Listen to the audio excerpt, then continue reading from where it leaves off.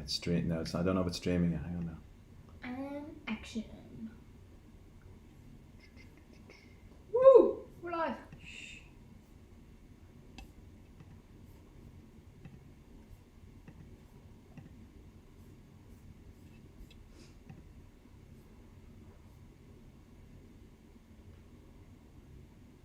We're live. Oops. Wait, now which one am I looking for? This one. Dad, if it's like that, we can't see the chat and we can't see what people. Oh yeah. Good call, buddy. Well done, that whole people. And anyway, they're supposed to be answering questions. Cause remember, Mum was like, "Here's a bit of homework for you. Answer the question." It was like, what's it called again? It was like something that we have to answer. Yeah, best trick. Hi. Hello, Mr. Ford. You're first. Cade. That's Irish for first. Cade. It also means 100 as well. Just checking the audio levels to make sure we're okay. Because I'm running the audio directly through the camera tonight. How does that sound, Ian? Does that sound okay? How do you know Ian's watching? Because he's Mr. Ford. Oh. So I just want to make sure, because I'm running it. I checked it earlier. It was recording, but I just wanted to make sure that when we go live, there's no issues. Yeah. Will I get in trouble for wearing? Oh no, it's just branding, isn't it? Actually, it's not even branding. Oh, you relax and stop being. Yeah, you're a bit So OT. nice. Says You're a the bit one. no, you're a bit OTT. McDonald's branding. Yeah, fair enough. That's a fair point, actually. I said that off camera. Thank you. That's all I wanted to hear. That's fantastic. Good evening, John. Oh, although I actually was saying to myself straight into it, I'm not going to read the comments anymore. I think it's beneath me. I'll read it. Who do you think you are? I just- You're fronty and up in Egypt. You need I'm not it. reading the comments anymore. You riffraff can read the comments. Grant. Right, sure. I choose to ignore You- them. I think I'm misunderstood by our audience anyway. You would be unable to keep your nose out of it. No, I'm not reading them anymore. Grant. Right, Yeah. everyone, say whatever you want, and if it's offensive to him, we won't say it out loud. What are you doing? I'm turning this so I can see them. Yeah. You don't need to see them. Oh, you don't like it. Right, well, I'm not reading them anymore. Grant. Now look, somehow you've managed to work your way off the screen. I haven't. again. I've got moved.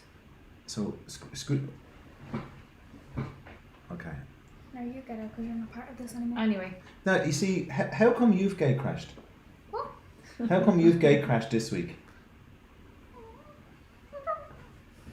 You're allowed to do it. We never said you weren't allowed to do it. We were just saying you can push back and give us a bit of space. Like it wouldn't kill you. I didn't say he was allowed. Well, I said he wasn't allowed, right? Yeah, it's Mommy's podcast. Oh yeah, that's true actually. I'm not reading the comments. You don't read comments. That's You're not grand. invited to read So the comments. guys, the little bit of homework at the end of last week was to go. Called you Arasharish. Shut up. was to tell us your favourite trip. So, my favourite trip. I'm not reading the comments. Guys. My favourite trip. I have two favourite trips. So one was last year. We went to a place called Cahir Daniel in Just check your mic.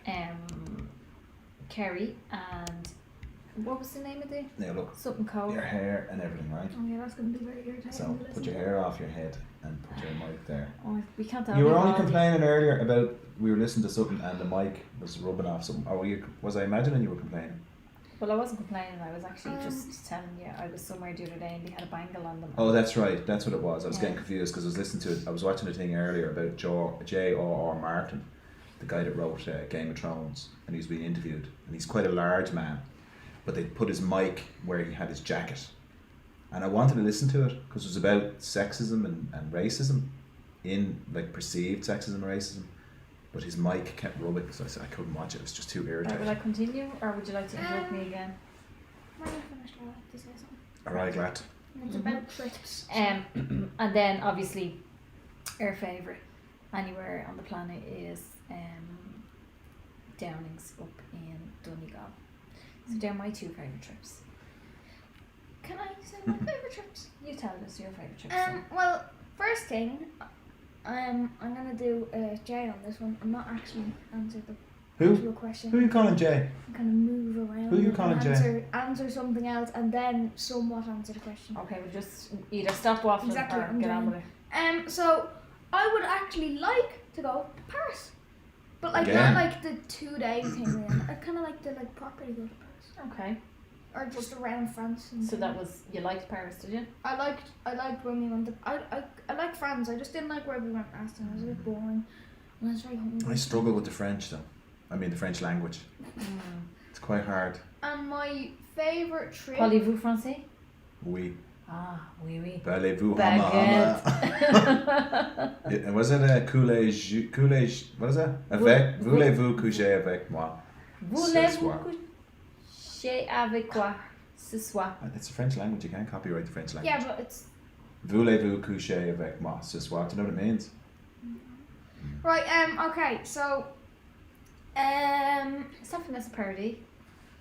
I liked when we went to Munich a lot. Did you? You I like really Munich like as well? Yeah.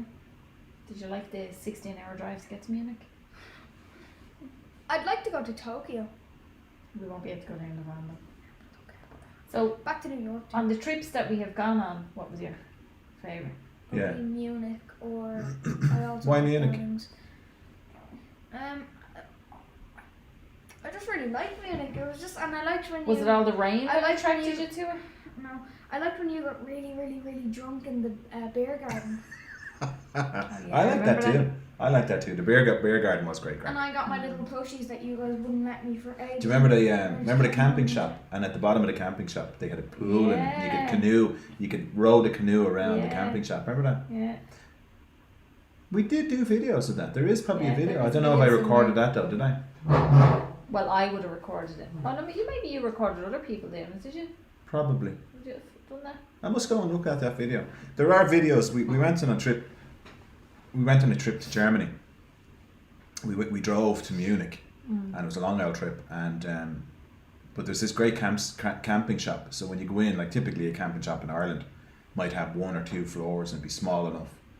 But this place was like the size of, you know, a multi-story kind of shopping centre kind of thing. And when you walked, there was an atrium down through the middle of it. When you looked down, there was a big pond down the bottom, and they sold canoes and rafts and stuff like that. And you could basically get in and canoe.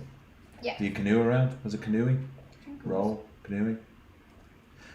Well, my favorite place that we've gone to is obviously Downings. Yeah, so I like Downings, but I think Caherdaniel, that beach on Caherdaniel was a good second, wasn't it? So Downings, because we'd only just, because when I think the first place that pops into my mind, Downings is the first place that pops in. But then I think because when we got to Downings, we were so trapped. You're trapped in Downings. You can't walk out anywhere, and there's very little in the town. There's a hotel. There was no path. It was quite dangerous. And then we went back to this bar, and there was a pool table, and we sat in the bar, and then we went to the chipper. And No data to stream the lens shortly. what? Oh no, excellent connection, it's saying now. So then we and then we found a harbour bar, and it was amazing, and I enjoyed it.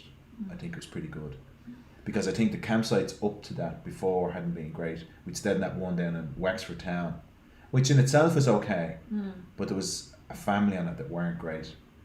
It was quite rough. And then in Armagh, no, I'm getting them mixed up. We went to Armagh. It was very Armagh, rough. it was It was rough. The campsite in itself is quite nice. It's near a little forest and Yeah. stuff like that. But there was a family on it that were kind of a bit gross. And then where else did we stay? It's in Armagh. Then we drove. We drove to Donegal, and then we went down to Caherdaniel. And Caherdaniel was quite nice because we parked right on the beach. But then we discovered there's another campsite beside. It's called like the Wave Crest or something. No, Wave Crest. is it the Wave Crest? Yeah. And we stayed there. And what it is there's like there's a nice restaurant bar, and they're separate from the campsite. But then we were very lucky because what they did in the campsite was there was statics, and all the statics had the best spots along this beautiful golden beach. And somebody hadn't brought their static back, so they let us camp the van there. So we were basically parked in this beautiful beach, and we were lucky with the weather as well. It was your birthday, it was wasn't lovely. it? Yeah, weather was lovely. Okay, Ian has said that they haven't been abroad yet in the Cali, and they would like to go to Italy. Italy. What do we think? We've been to Lake Garda. What? We don't really have fair judgment because it was very hot and everyone was a bit cranky. Well, that's the first thing. And when are you going? First thing first is don't bring either of these with you if you're going. It was very hot, but it was lovely. But just, I suppose Lake Garda gets really, really warm, so it will be an idea if you're not into the heat to maybe pick a different time. We went in July, so maybe pick a different time period to go. It was the end of July, beginning of August. Yeah. It was ridiculously hot. Even the Italians now, in fairness, were saying that was it the year that was there very was a hot. heat wave in Italy. Yeah, That so was the 2 Italians, years yeah. ago, yeah. We were in a restaurant, and it was an outdoor restaurant, and I remember the waiters were going around, and their shirts, which is lane in Irish, by the way, were transparent because they were so coated onto them with sweat. It was so hot. It was just ridiculous. Yeah, and you couldn't get. So what I would say is, don't go when it's too hot because it does get very warm. And if anything, what I wanted to do was when we were going to go to Lake Garda, I wanted to stay on the north end of Lake Garda. That's where I initially wanted to stay. But because we wanted to go to Venice and because we wanted to go to the Lamborghini factory, we decided to stay down the south end because it's much closer to those places. I would recommend Venice. Wait.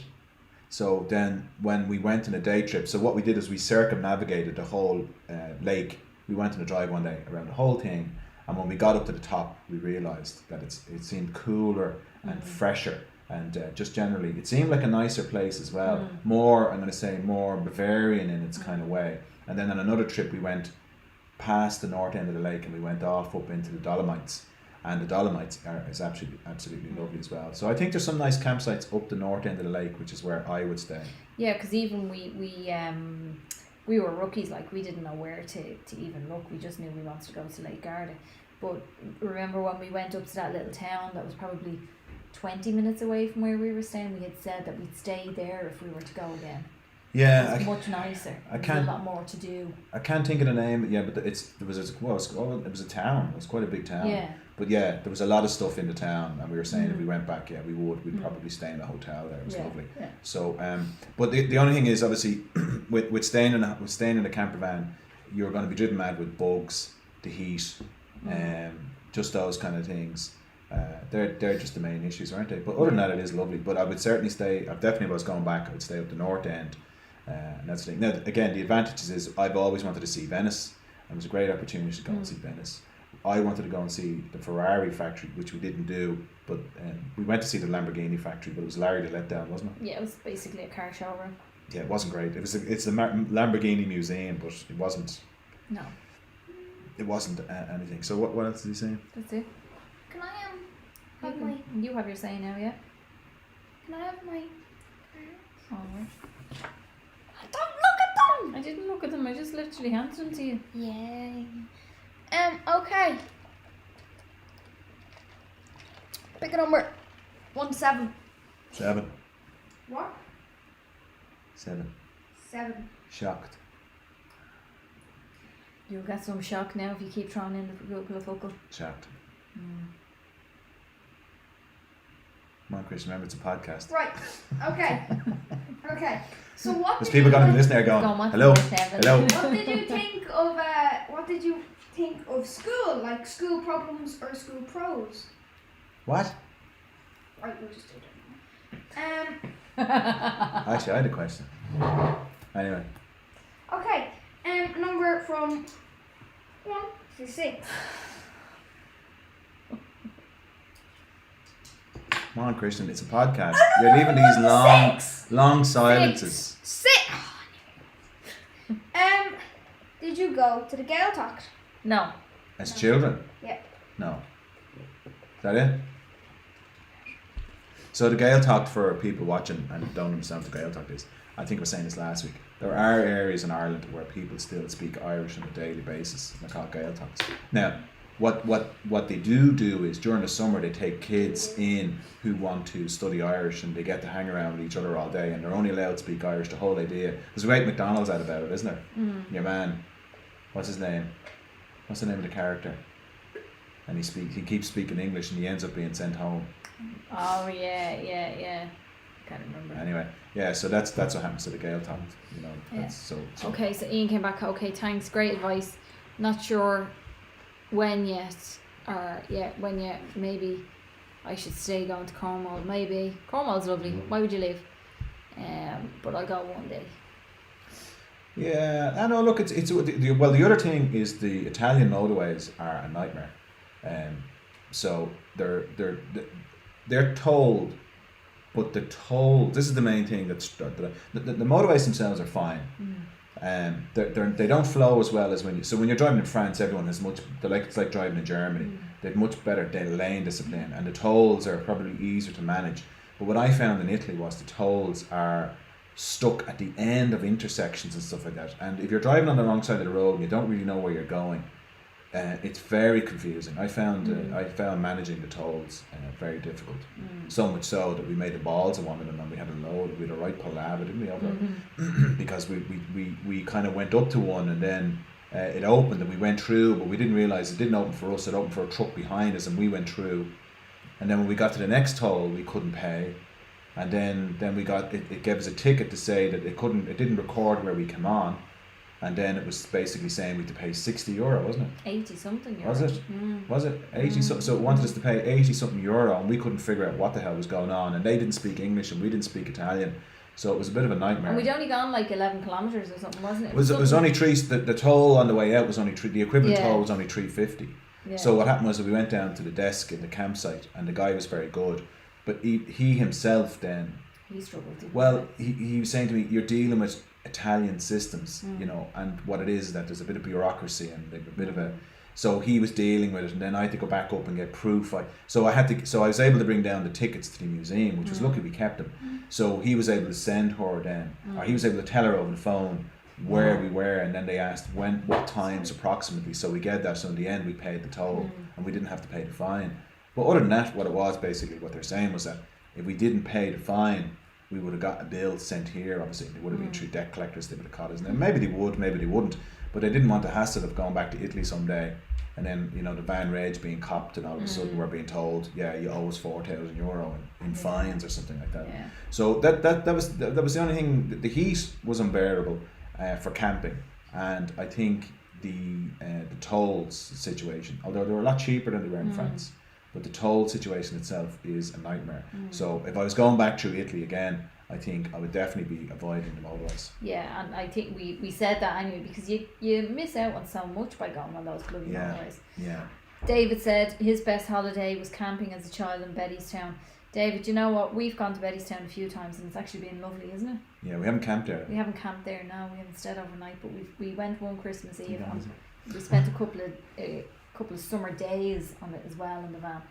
Yeah. And the van comes into its own then on occasions like that. Yeah, but and it's one of those beaches where when we park on it, it basically draws people over to the van as well. Actually, there was a young lad who was going past us one day with his friend. No, he's a real dub. He was a real dub. Sounded exactly like me, I suppose. Probably a bit more dub. And you could see he was like the colour of my top. He was ginger. He was very fair. And for once it was a really sunny day. It was a really, really glorious day, and he comes over and he goes, "Oh, gives a shot your sunscreen." Now the reason it's a real Dublin thing to say. Gives a shot of. So can I have a go of this, please? Can I use that? Please? Yeah. May I have some of your sunscreen? Sunscreen. But he's like, "How are you? Gives a shot of your sunscreen there, will you?" And then he was, that's great, thanks very much. And he was walking around. It was an absolutely beautiful day. It was a beautiful, beautiful day. Really hot and sunny. It was the summer 2 years ago when we had the heat wave. Yeah, actually, somebody left their car parked on the beach, and they obviously went off, and then the tide came in on the car. And I didn't have the drone that long. I'd sent the drone up, but I didn't have the confidence to fly the drone over near those people and around the car. And but yeah, it was a beautiful day, but that was quite funny. Yeah, so that's our memory about it. Gives a shot, and we say that to this day. Gives a shot of the lawnmower. Gives a shot of this. Yeah. So you have your questions. Do you want to? I was gonna say something. No, there was something I was gonna say. There's something I was gonna ask. Can't remember. Oh yeah. So you might as well give them an update on the VW situation. Oh yeah, so they were in touch with us yesterday. I actually misread the email that they sent us. They said for me to get in touch with them about a date, and I was waiting for them to get in touch with me about a date. But sure, anyway, I got in touch with them yesterday, and they back to me within 10 minutes or so, weren't they? And they just said that, yeah, they can organise it. So it'll take about 3 days for them to have a look at it, and if they can just repair the tent and the blind at the front, it'll take about 3 days. But if parts are needed, it can take up to 10 working days. So 10 working days includes ordering the parts and getting it and doing the repair. So it's not 10. They wouldn't be hanging on to the van for 10 days, presumably. Well, that's what I'm assuming. No. No, sure. What would they want the van for? Yeah, if they don't need it just sitting over there. It just costs them insurance if that was to happen to it. Yeah. But so they said to us, drop it over to us on Monday.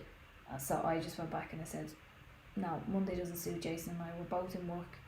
And immediately they came back and said, well, look, we can pick it up, because part of my problem was the amount of back and forward that we have to do with the van, because it's constantly like, and then we both have to go because they've never offered us a replacement, but they did this time. I know they did. Did they? They did. You just said they no, did. Yeah, I turned them down. Because I don't want a different van. No, and I appreciate that, but a car so that someone can just drive over and drive back, it'd be perfect. So it doesn't take two people. Yeah, but that's why they should do it. Not just a hat rack, my friend. Is that a new one, is it? You haven't used that one before? No, I heard Joey say it in French. Oh, did it? Yeah. So just to remind people, the issue with the van is that when the roof goes up, right? So when the roof goes up, the tent piece at the front, right? So if the roof's gone up, the tent piece, this piece here in the corner is pulling away. So that piece pulls away. And so it's a couple of centimetre gap. So the tent is affixed to the top of the roof by this kind of like looks like a kind of a rubbery, hard plastic kind of gasket. It's almost like one of those bags that a Ziploc bag is almost what it looks like. Yeah. Well, you see, what it is, it's kind of a stiff kind of rubbery plastic, and what it does, it grips into the roof and it holds it. So when the roof goes up, it's obviously designed to tension the tent enough so the roof is tensioned. But it's it's basically, because it's over tight, it's pulled the corner piece away, and there's a small hole. But again, the thing is, we didn't notice it only for the Pursa screen. We never saw it because the Pursa screen blacks out that corner. But then when we were in Italy, I was sitting in the van, and because of the way the sun was setting, I could see the light shining through, and I was like, what? Is that a hole in the canopy? You know? And I got up and I could see, and we couldn't fix it then, because what happened was I let the roof down a bit, and I popped it back in, and then when you put the roof back up, it pops back out. And then we were plagued with ants, so we were paranoid the ants were going to get in, remember? We were constantly out brushing stuff. That's the other thing of that campsite, The campsite we were in, well, it was very nice and stuff. Beautiful campsite, but the ants were a problem. We were basically, because when we put the roof up, there's videos about the campsite that we stayed on. When we put the roof up, it was touching the branches on the top, so the ants were basically coming down the branches and down in, and they were using the van as a way down onto the ground. But the problem I had was I was terrified that they'd make their way into the van and find a source of food, or they'd make their way into the electrics or something like that, because we did have a problem with mice in the van when we went to Munich. So when we went to Munich, we were sitting beside the van one day, and I could see mice. I could see underneath the van where I was sitting, and I could see mice jumping up and down. And on the wheel, wasn't it? And I was like, oh look, there's mice knocking around, but I didn't think anything of it because it's just mice. But then, I don't know what it was, I said I better check the engine. And when I opened up the bonnet and I looked in, what they had done was, where the battery is contained, the battery sits on this carpet, and they, in the space where the battery is, and say the front light, the headlight, they had pulled all the carpet up and made themselves a nest, like a ball, like a mouse's nest. So they had this ball, and when I opened the bonnet, they all scattered. So then what I do is I took the nest out and then closed it, and then checked it a couple of hours later, and they'd gone back. They'd made another nest. They were pulling leaves and twigs and all sorts of stuff up into the van. So I took another one. I took it away, and then the third time we went and looked, and they were again building, and they really wanted to build a nest. And then my nephew, who was with us on the trip, said, "Why don't you just get a Coke bottle and stick it into the space?" And we did, and that did the trick, because it took away the space for them to build the thing. And I think I left the bonnet open then as well to stop them. So you get mice. You know, so at least they didn't do any damage, but Yeah. they did wreck that carpet. That piece of Yeah. carpet that's there to kind of protect the battery and stuff Insulate it was almost, ruined. isn't it? Yeah. Yeah. And the van wasn't that old at that stage, so No. still at that level, things You were like that. gutted, weren't you? Well, Because we were, if you remember, we were more concerned about them getting into the tent. The yeah, first night we saw them, we were going to Yeah. make sure that everything's locked up. There's no food left lying out if Yeah. they get into the tent. yeah, Because if we were right beside a river and it was very wet, so obviously they were looking for somewhere to get warm and dry. well, they were just nesting. You know, Well, that's if you leave a car, that's things that people say when they find these cars, these barn finds and all that kind of stuff. The first thing they have to deal with is nests for mice and rats and stuff like that as well. That what they do is they get in and they pull out all the upholstery and they go into the lining of the roof and the engines and all that sorts of stuff. And they get inside the actual engine and they destroy them. They do with the thing. And So they anyway, stink. back to me story. They asked us, did we want a replacement, or well, we need a replacement car. So I went back and I said, look, Monday doesn't suit us. We're both back from work. And they immediately came back and said, we'll send somebody over to pick the van up to the house. So I said, right, that'll work, but they have to be here before such and such a time or after such and such a time. So they got on to you then tonight, didn't they? They rang me. Yeah. Yeah. I'm trying to avoid that. I know, yeah. But no, they rang me. And but I what I would say is I don't know, but he did not sound. It wasn't the friendliest. No. It was very professional, but curt. Yeah.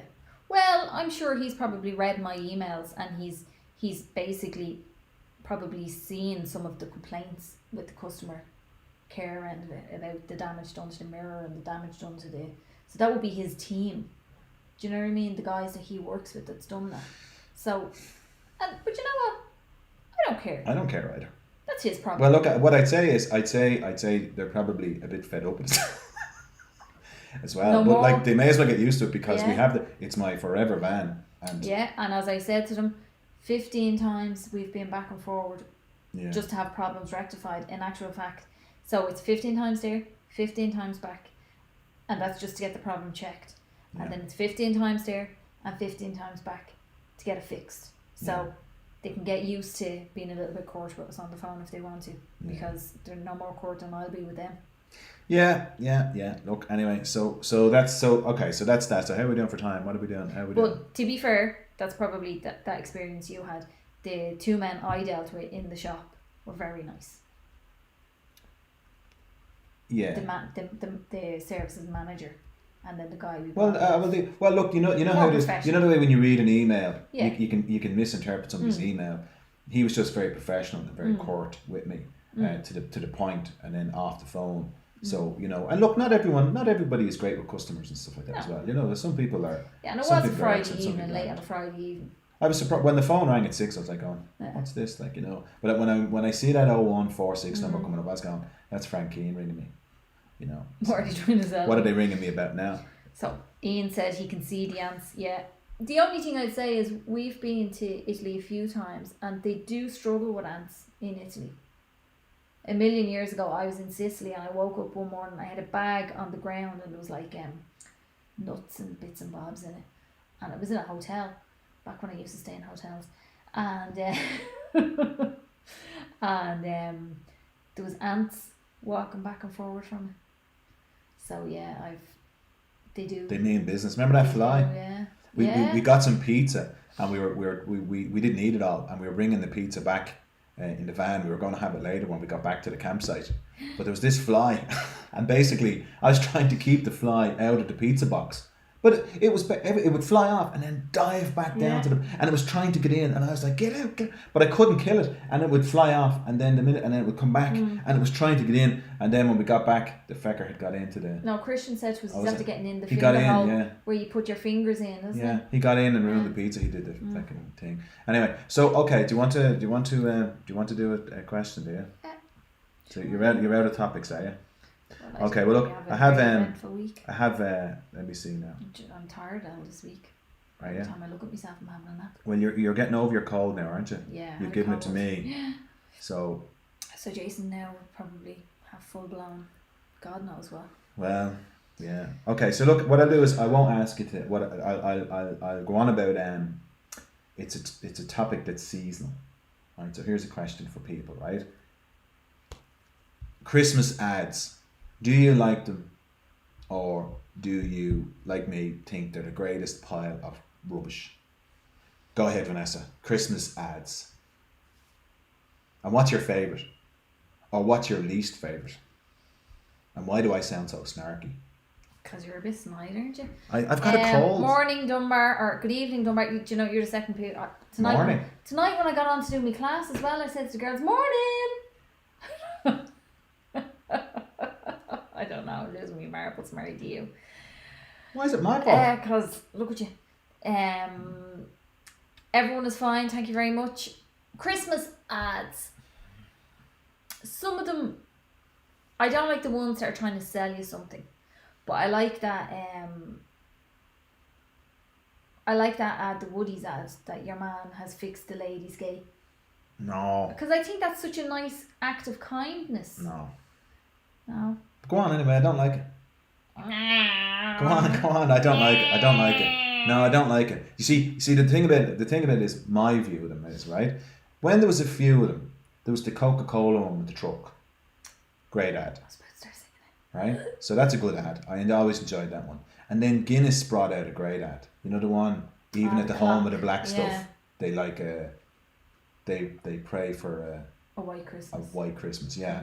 And it's lovely. Their man's down at the customs house and he's walking home, and it's very evocative of Ireland. It really, because it snows so seldomly in Ireland, right, at Christmas. Very rarely does it snow in Ireland, right? And like, I can only think of maybe 2 in my lifetime, or 3 white Christmases, right? I can't remember more than that, and I'm only 28 or something like that. So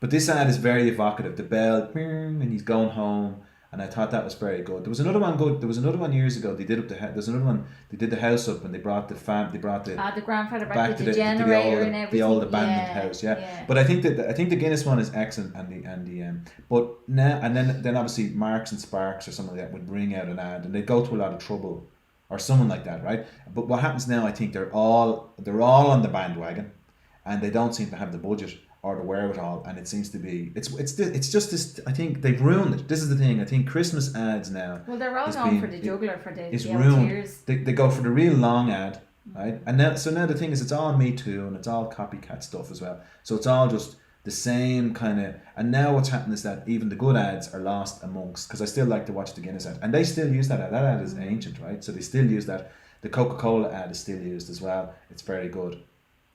But I think when I see these other ones, I think are rubbish, and the gimmicks of the carrot and Kevin the Carrot and all that kind of stuff, and I see brainless numbskulls getting really excited about this, and I kind of go, like, they just, it's like Christmas in itself, is that it's gotten so commercialized, and then it's gotten away from us, and I think all these ads that are so commercial now, I think are rubbish, and they all have to have these stupid ads, and I just don't like them. I think they're cloying, and I think they're overly sweet and gimmicky, and they're playing on your heart. And like, I don't like that Woody's ad. I think that Woody's ad. So Woody's, for people who don't know what Woody's is Ireland's version of B&Q, on a slightly smaller scale, right? Isn't it? They wouldn't be as extensive as, like, we've B&Q in Ireland as well, but the Irish version, and ironically, Woody's is owned by Kingfisher, which I think now is an English company, isn't it? Anyway, so, but I think I don't like the Woody's ad. What it is it's this kid. The premise is there's this kid going around leaving out cookies and milk and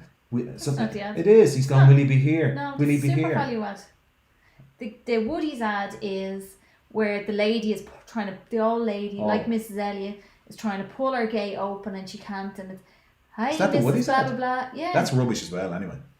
That's rubbish too. It's not. Well, the super value lovely. ad's rubbish because what they're doing. Do you think he'd be here? They're doing a callback. So Yeah, what I they don't do like is that. they set you up to think the kid's talking about Santa, and then it's about the grandfather calling in the door, and you kind of go. You watch it once and you go, got it. Don't want to see it again, right? I watch it, yeah. Whereas you'd watch the Guinness ad. Do you know what's a great ad? The radio ad for what's Barry's Tea. Oh, I love that ad. That's my favourite Christmas ad. No, the great wait, ad is... Wait, and I explain it. Oh, no, so sure, what? I'm just doing... I'm on a roll now. I'm doing so, a J. so My favourite ad is the one that Alan Hughes used to be in. You know your man off Ireland, Sammy Sausages. Yeah. Yeah, he was in a Christmas ad years ago, and it was about all coming home for Christmas from the airport. Oh yeah. I can't sing the song though. yeah. That's in it, obviously. Yeah, that's a good ad. Yeah, as well. and they still use it every now and then. You will Yeah. see that on the TV. And because the sentimentality of it felt genuine. Yeah. You know, that's the thing. It felt genuine to me when you watch it. It feels genuine because it was genuine. Because there's so few of those ads. What was I saying? Don't know. Come on. What was I saying? Wasn't I having a good rant there? Anyway, so the one I don't like with the door is, again, the premise is that there's this old lady and she's going out and the gate's hanging off the hinge. And I wouldn't mind, but the guy next to her is putting up the lights, right? Now, there's an old lady next to me, right?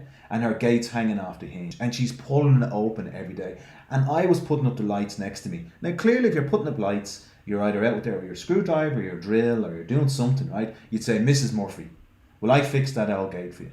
But what happens is they have some yabbo across the other side of the street saying, I'll fix it. And then, and the reality is, right, if he went over, dressed the way he was, looking the way he does, with a screwdriver outside her house, the cops would be called. Yeah, he'd be arrested. He They'd looks be going, like what are you doing? I'm here to fix Mrs. Murphy's gate. You're a dirty, rotten liar. He It's looks so like he's going to stupid. say, "How Mrs. Movie gives a shit your pension." Yeah, it's badly made. For an ad, it's badly made. Yeah. She arrives. So then all of a sudden she comes home. She's been out all day and she comes home and she opens the gate and he's fixed it. Fixed it. And she's like, and I was like, it's just so And contrived. he's put lights around their doors as well. Did he? Yeah. I didn't notice that. Yeah. That's terrible. I can't stand it. I like it. So I think then a lot of those ads now, I find are all very You're not a contrived. nice person. That's why you don't like it. You would never think of doing that for someone else. You go, you did it Excuse for her. me. Why didn't you do it Excuse for me? me. I'm nearly 400. Excuse me. I did a What? video of us putting up the Christmas tree. Yeah. You couldn't get more Christmassy. You did the video. I did the decorations. Yeah, but I still did a video, which is like an ad for our channel, Yeah. Okay. and it's very sentimental. And But you don't like it because it's a No. Christmas ad. so, well, touche. You got me there. So I just think I don't like them, and I think they're rubbish. So I think you're rubbish. So I just think that I just don't like it. I think there's too many of them. I don't now. like it. What other Christmas ads are there? It's very few this year, actually. That's it. That's the end of that comment. Yeah. Well, what did the people say? I'm not reading the comments. What did I say? What's it Mr. say? Ford said Christmas ads. Yeah, good man. Yeah, I just don't like them. I don't like that. Anyone else out there suggest any Christmas ads that I can have? Ginger, is your name Ginger or is your name Barry? I think we've asked this question already, have we? Because I actually have an auntie and her name is, well, we call her Ginger, but that's not her real name. I can't see. What's the picture of? Is it? It's a man, It's a is little it? puker. I can't see it. Yeah. Well, if it's young person's eyesight, you won't be able to. I know this, of course. So what are the good ads? And I'm going to Google Christmas ads and see. Right. So you can talk about something you want to talk about. I'm going to have a look. Let's talk about Jason. We're going to put a little vote on, and Well, has anyone watched the Christmas tree? Now I know Christmas tree video. I know it's very long, but listen. I don't know how we managed to get 39 minutes out of us putting the Christmas tree up, but 39 minutes. is that how long it is? Well, you see, again, I've said this 1,000 times before, and I'll make no apologies for it. Those videos are home videos, right? They're not really meant. I like sharing them because someone out there might watch it, and it might be nice for someone to watch. But they are home videos. I find myself watching now on YouTube at the moment old videos of Dublin and all that kind of stuff, and it's amazing to watch them. And only recently we watched a video about 2 years ago.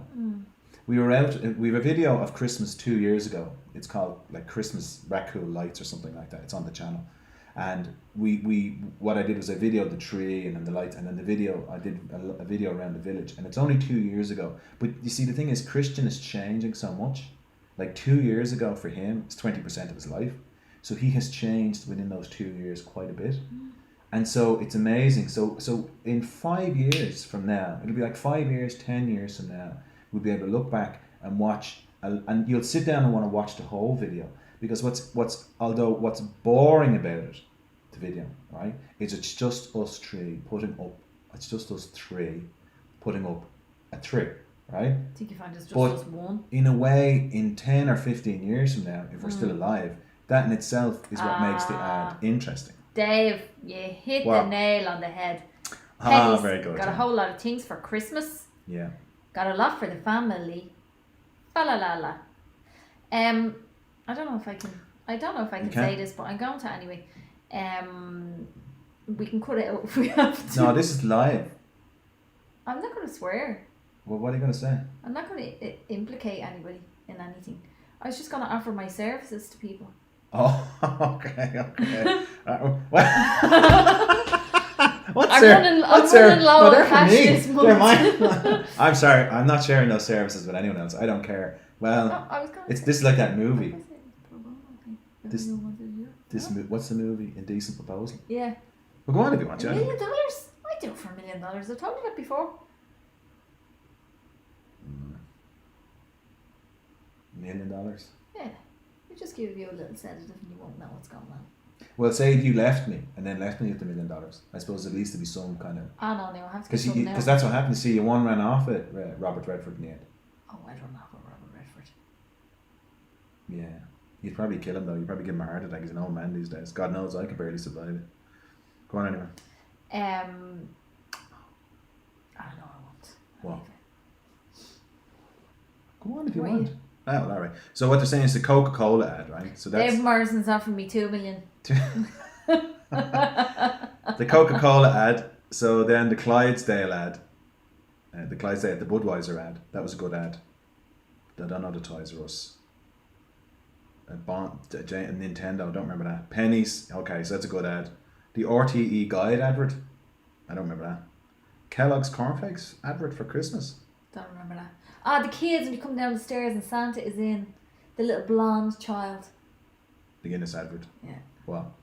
Aircon advert when the little girl calls Santa. I don't remember that. I should have watched probably a bunch of ads. You probably should have before. The ESB ad. That's the one you're talking about. The ESB ad. Yeah, that's the one I talk about. Yeah, very good. Yeah, so ESB in Ireland is the electricity supply board. Yeah, so it's the David Morrison said, "This time in 5 years we will all be." Yeah. Where will we all be? Well, sure, no one saw COVID coming, so you just can't. You just can't. You can't predict. You can't. You really can't. Predict. You could be. Well, you could be an ex-person, for all you know. So. Yeah. You know, make sure you. Carpe diem. Make sure you know you live your. Make the most of your time, because no one saw COVID, and that just proves a point really, because with all this kind of forecasting and that's kind of part of what I do in my job. It's kind of trying to forecast that kind of stuff as well. But you know that all it is a guess, and that something can happen next week that it won't turn out that way, and it just goes to show nobody. Although, well, actually, to be fair, you could predict, because pandemics do occur about once a century, right?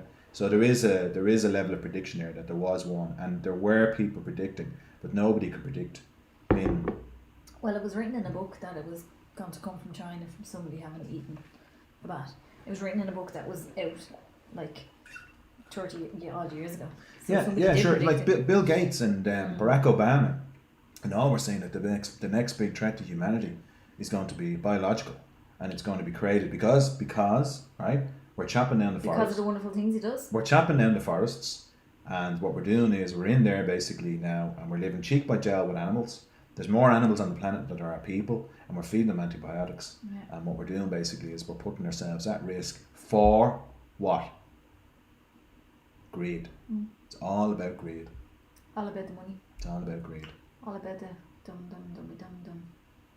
Yeah. David said he wasn't being that deep.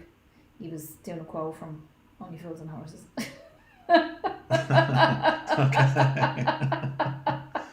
Very good.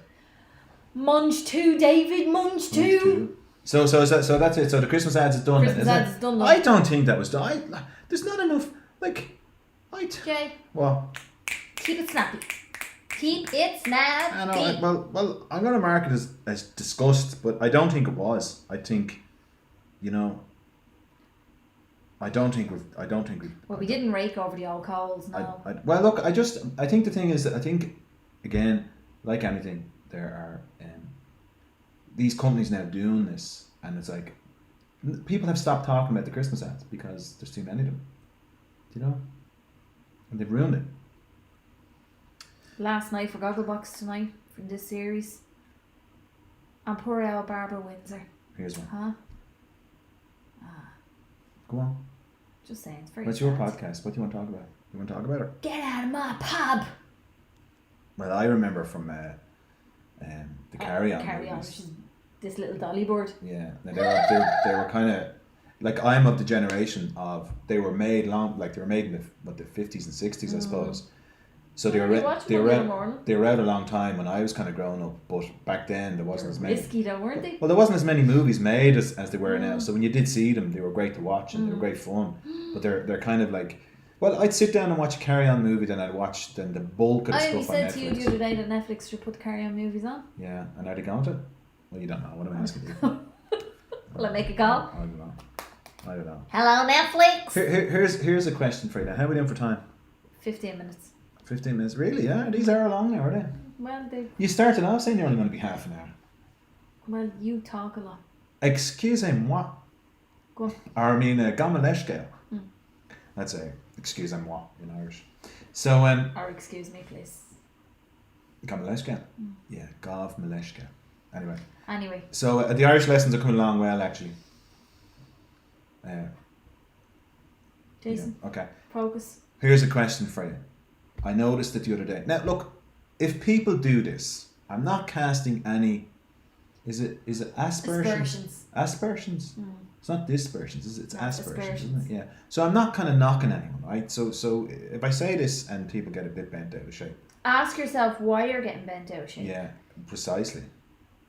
So here's a question: why? I'll put it into context. We were the Square shopping centre is a big shopping centre in Dublin, right? Are you going to say what I think I'm going to say? What do you think I was going to say? Bidet. To cover the mic, you're. No, not potato, but you may as well tell people that anyway. You may as well tell people that. We were somewhere. We were in the Square the other day. I hope they're not watching. I doubt they're watching. We were in the Square the other day. And Square again is a large shopping centre in Tala, and the right? reason Tala it's called, is a large kind of town in Dublin. And the reason it's called a Square is because nobody in Tala could spell pyramid, right? There's a big pyramid on the top of it. So anyway, that's a joke because it wouldn't be the most affluent of areas. But anyway, we had gone in. Well, no, parts of it are. They're nice. They wouldn't be affluent. Well, you have to be careful now. You can't go I'm slagging from off. Tala. You can't. Okay, fair enough. Yeah, I'm you allowed can to say what you want. I grew up there. Yeah. So it wouldn't be affluent. There would be nice areas in it, but they wouldn't be amazing areas to grow up in. Like, it's still Tala. So we were down there and we went in and we were getting a bit of breakfast, and Jason had ordered his and I was ordering mine, and then this girl behind me started ordering hers, and she asked for she says to the girl, "Can I have some of those potatoes?" Meaning potatoes. But as she said potato. Well, she said it very flat.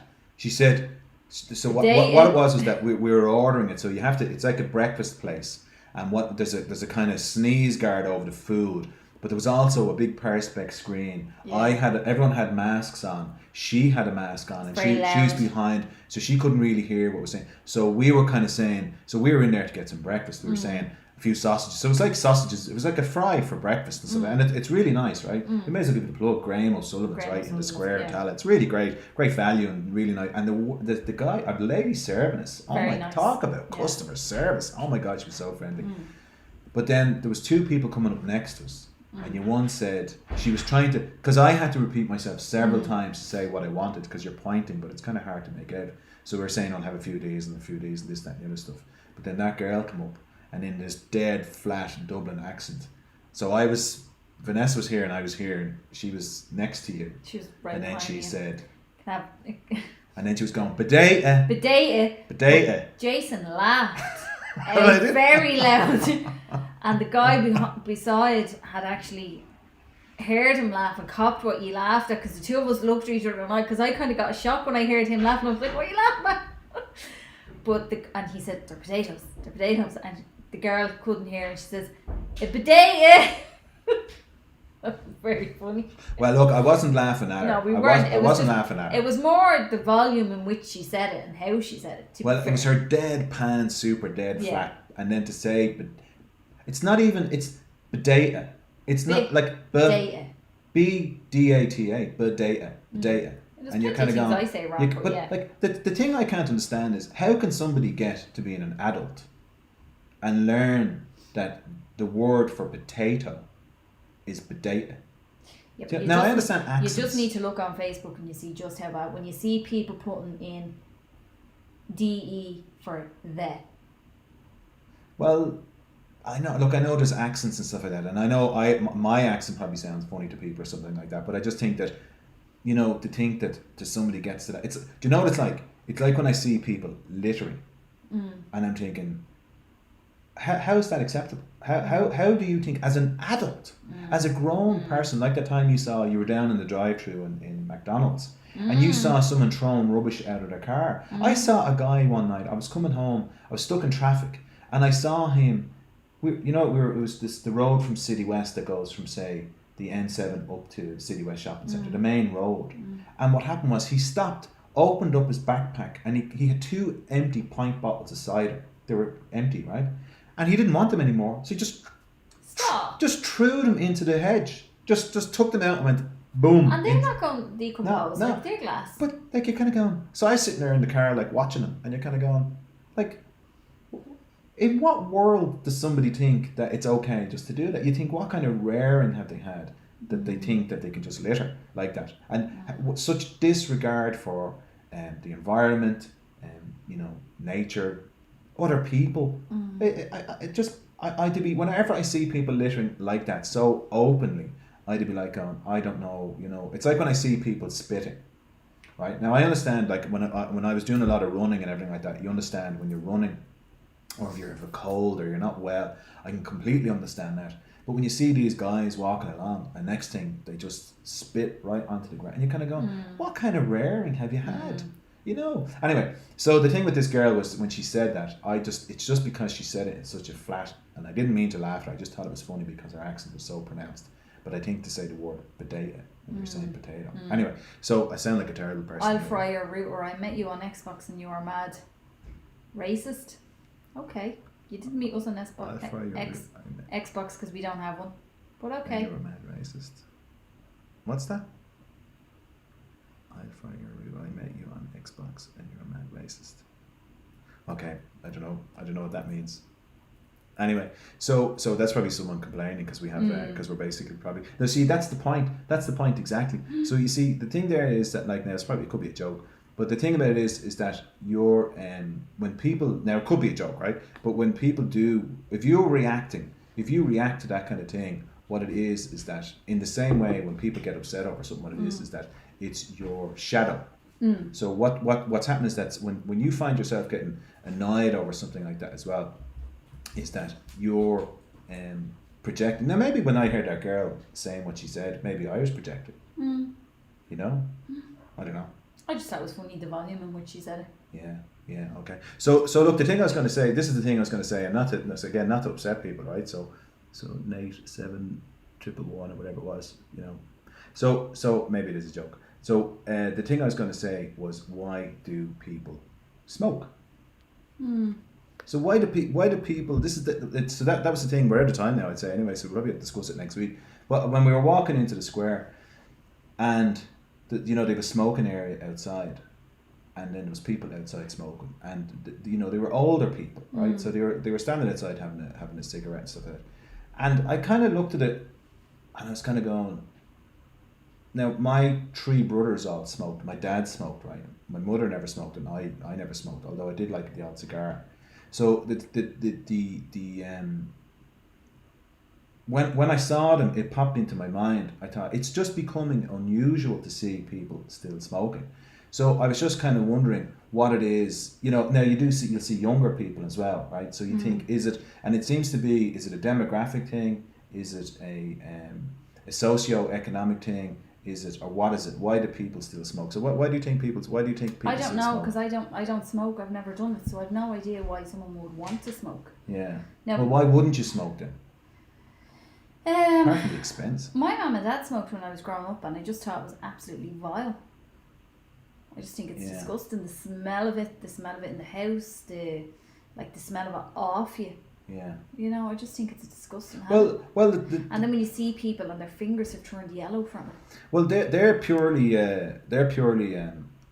aesthetic things, right? I understand that. So someone comes in and they smell, and I had a girlfriend. But as a kid, that's why I wouldn't have done it. I wouldn't have known any health risks or anything like that. Well, I remember my ex-girlfriend was a heavy smoker, and it was a real inconvenience, right? She used to smoke probably 20 fags a day, right? So it's not a cheap habit. And then the thing then was, well, like she was going broke as well, spending on perfume and chewing gum, trying to disguise this fact that she smelled of cigarettes all the time. So she smoked, and it didn't affect her health. But I think I heard a few years later that she had a cancer scare, hadn't she? So I think then the when I look at it, but the thing that baffles me is that clearly it's so bad for you. You know, like if you think about it, this is what popped into my head, right? So the way your mind works is that when you hear these stories, yeah, their house burnt down, but they were found, they had died because of smoke inhalation, right? So they're not the heat never got to them, the heat never killed them, the flames, they weren't burnt or anything like that. They basically died by smoking. If you're trying to kill yourself, you know, you get into the back of the car and what you do is you fill it with smoke and like that. So there's a bit of a clue there in that it is incredibly bad for you.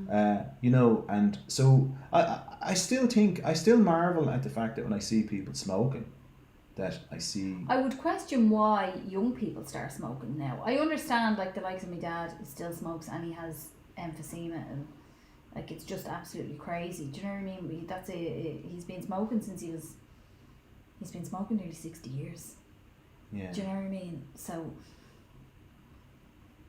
Isn't giving up smoking now going to make any difference? He's very discreet though, isn't it? I'd forget that your dad smokes, yeah. But even when I do see him smoking, maybe it's probably because I'm used to it, but it's just when I see people still smoking, I just think, you know, the health warnings don't get through. I suppose it's why do people drink? Why do people do anything that they do that's reckless and dangerous? Like climbing a mountain. Someone's standing at the bottom of a mountain having a fag and they're watching some guy climbing the front of what's the name of that guy? He climbed El Capitan. You know that thing? It's like the mountain that they chopped in half. You know, that's the way it looks. And he climbed the whole thing without it. Like to me, that looks crazy as well.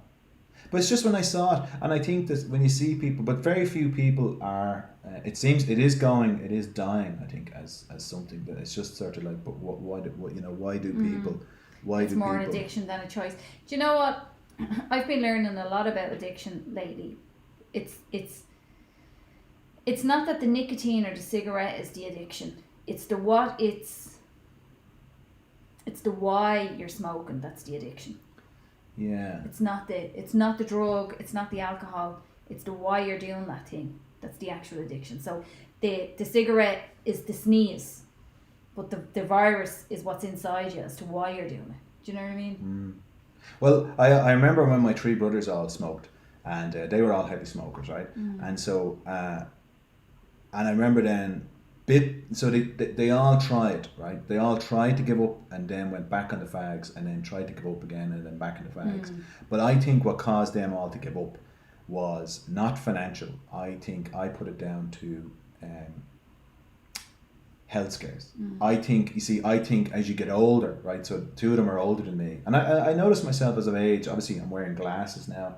You know, you're starting to notice things fail as you get older. And I think, I don't know, I'm just guessing here, but I think as they get older that they start to maybe kind of go, do you know what, you know, smoking is probably going to do me some damage or something like that as well. I remember when my father was dying, you know, when we went in to see him, and my dad basically died of alcoholism, right? That's what killed my father in the end. He was an alcoholic and he drank himself to death. And so, but I always remember when we were in and we were discussing about his alcoholism, and my understanding was that they were saying that if it wasn't for that, other than that, basically his liver was failing, that he would have lived for much longer. He died in his 80s, and he basically abused his body his whole life, and especially in the latter stages, he did. And I think that they were saying that he would have quite lived for quite a long time. But I think on some level, I think when you see your parents die, it really brings home your sense of mortality. You know, so I remember that myself. When you see your parent die, you get that strong sense of kind of like it's sort of, you know, the the person who died who affected me the most was our neighbour Jerry. Right, so our neighbour, and I've told about this before. When he died, that really rattled my cage, to this day. So when I get kind of health scares and stuff like that about things, I get a bit kind of. I had to think of Jerry, because basically Jerry had this ideal life, and then he got sick, he got cancer, and then he was gone, and he had this great life, and I think my brothers, when they saw my dad go, you know, on some level, it was sort of like this old smoking thing. Although it wasn't smoking that killed him, it was alcohol. But you know, and it all falls into the kind of same area. You know, it's an addiction. You know, so. So David is saying there. Oh no, David Stafford is saying, is it a thing still anymore? It actually is, because we live close by to a secondary school, and huge amounts of teenagers to be outside the school smoking in the mornings and in the afternoons as well. So it actually is a thing. I just don't understand why teenagers would do it now. I don't know. Well, and you see, because it's not advertised like it used to be, No. and it's not. So, but you see, the thing is, it's like. So it goes to show it's not the advertisements that were causing the kids smoking. Well, because they're still all doing it. Well, yeah, but there's peer pressure still incredibly powerful, and I think the thing about it is, if your parents smoke, you could smoke. There's a high chance you will, and then there's that peer pressure thing as well. And actually, my ex-girlfriend, one of the reasons she smoked was to manage her weight. Yeah, I've heard that too. And I couldn't believe it, because part of the reason, and it was funny because whenever my brothers did give up, you always knew when they were off the cigarettes, because they'd start gaining weight immediately. But what they would say was, it's not that the cigarettes are interfering with what they were eating. They were just saying that they got their sense of taste and smell back, which triggers your appetite. Not only that, I think if you're, like I was saying to you, if you get a bit bored or something like that, you'll eat. Whereas if you're smoking, and so it displaces food. That's what it does, and then you don't get. But she would. Part of the reason she used to say to me was that she wouldn't give up the cigarettes was because she was terrified of gaining weight. And I'd say to her, "Yeah, but you'll gain. Not a bit shallow. You'll gain weight and be healthy. You'll lose weight when you lose your lungs. You're gonna go. It doesn't make sense. Give up the fags and take up running, or do you know, do something anyway. You know, that's so. We must be out of time now, are we? We are. We better go. People, I will read a couple of comments. I will read the comments. I was only joshing, by the way. I managed to drop the habit after reading Alan Carr's book. Not the funny man. Yeah, no, I know a guy who did the hypnosis, I think, with him, and it worked very good. It worked very well as well. He never went back. Although he does drink when he does smoke when he's drinking a bit. Who? Guy I work with. Peter. Yeah, there's loads of people that do that, don't they? They drink. I only smoke when I have a drink. How often do you drink? Every night. Well, the alcohol drops the resolve, and also then there's the sensation, and I think a little bit in their mind, a little bit. David, come back with more than 2 million, and we'll talk business. Okay, right, so see you, folks. Right, guys, have a lovely weekend, and we'll see you all next week. Bye. Bye. Okay, end stream, yes, and boo. 2.1, nah.